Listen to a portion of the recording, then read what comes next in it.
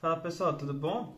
Hoje eu quero falar sobre uma visita que recentemente aconteceu no meu instituto, em que eu vim conhecer um cara chamado Klaus Rajewski. E esse cara, ele é um senhor que dedicou mais de 40 anos na área de pesquisa, estudando as células B, como que elas maturam, como produzem anticorpos.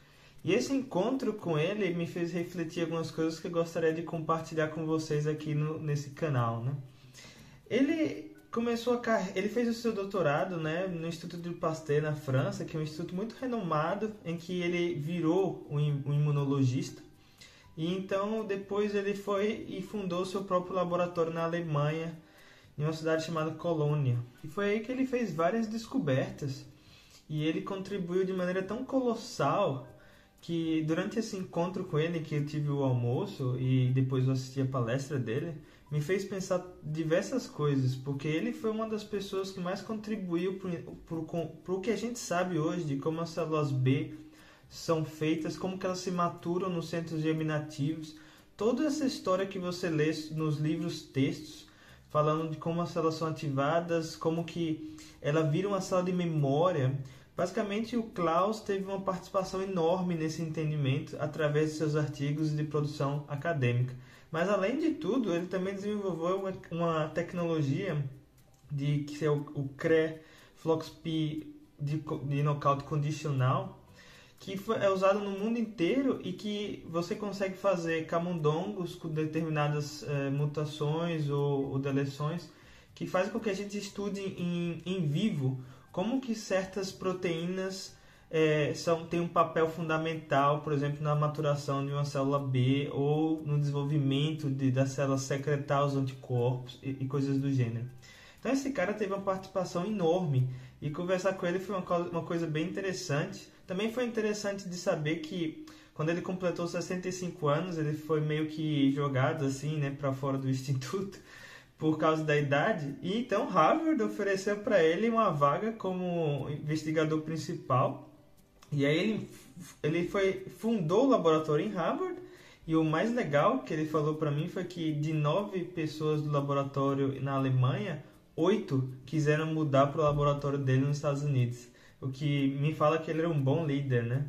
Além de tudo, a outra coisa foi que quando ele completou 75 anos, ele recebeu uma proposta por Mark de Bruijn para começar um novo laboratório em Berlim.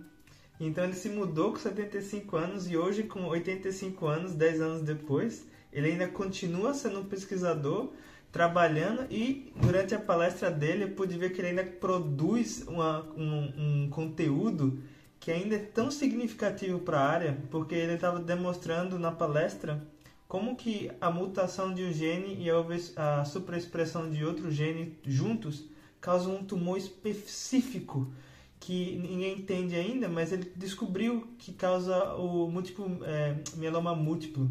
Isso tem implicações tremendas na área de câncer.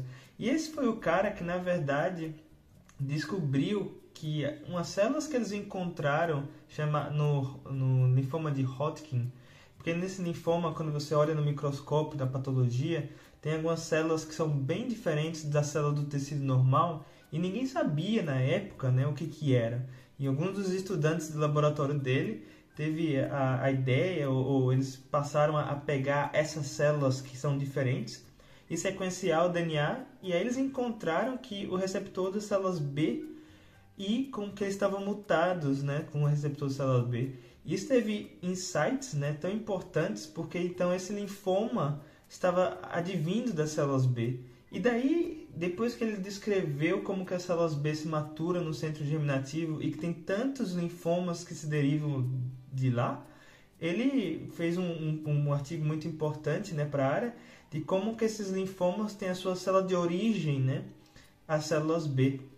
Então ele fala na palestra dele que, na verdade, esses linfomas e algumas dessas mutações que são adquiridas durante o processo de maturação das células B, já que existe uma certa mutação controlada para fazer a maturação desses anticorpos, a gente também paga um preço se algo vai errado, que seriam justamente esses linfomas. Então foi muito interessante conhecer ele, ver a história dele, como que ele se mudou do instituto. E muito interessante também ver que os estudantes de doutorado que tiveram com ele ainda continuam fazendo uma ciência muito séria, como se fosse uma espécie de bolha, em que esse pessoal contribui ainda muito para a área e comparado para o resto do mundo. Então não é exagero dizer que sem o Klaus, o Dr. Klaus, a gente não teria o mesmo conhecimento que temos hoje para fazer, por exemplo, uma vacina de mRNA e estudar o vírus da Covid, a vacinação.